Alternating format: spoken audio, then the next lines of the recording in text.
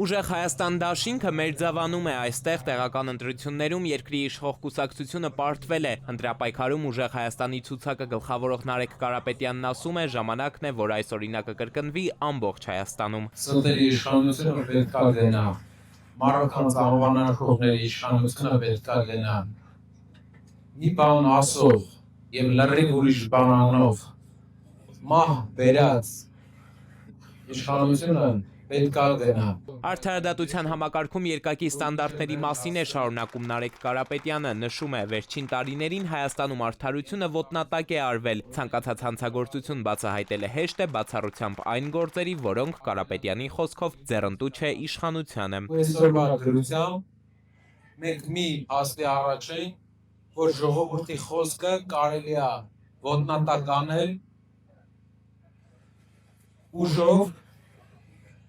եւ ոչ միայն ուժայինների, ոչ միայն պետական ուժով։ Իրենց բոլոր քայլերը ուղղված են ազատ կամքի դեմ։ Ընտրություններին երրորդ համարով մասնակցող Ուժեղ Հայաստան դաշինքը խոստանում է երկրի կառավարման պատասխանատվությունը ստանձնելով ազատ կամքի իրավունքը կվերահաստատեն մեր երկրում։ Ազատությունը պետական կառույցներում պետք է վերահաստատեն։ Այս միջավայրը պետք է ջարդվի։ Փոխադարձ հարգանքի, փոխադարձ համերաշխության միջավայրը պետք է լինի։ Հաղթանակը դա արդարությունն է։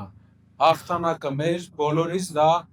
համերաշխությունն է Հայաստան աշխարհում։ Ուժեղ Հայաստան դաշինքը առանձին զարգացման ծրագրեր ունի յուրաքանչյուր համայնքի համար, մերձավանը բացառություն չէ, որպեսզի շրջապատող իրականությունը հեռավոր 90-ականները չհիշեցնի, շեշտը կդնեն ենթակառուցվածքների թարմացման վրա, համայնքից պետություն հասնող շահութահարկն էլ հետ կուղարկեն համայնքային բյուջե։ Էդուարդ Պողոսյան, ժամը լրատվական։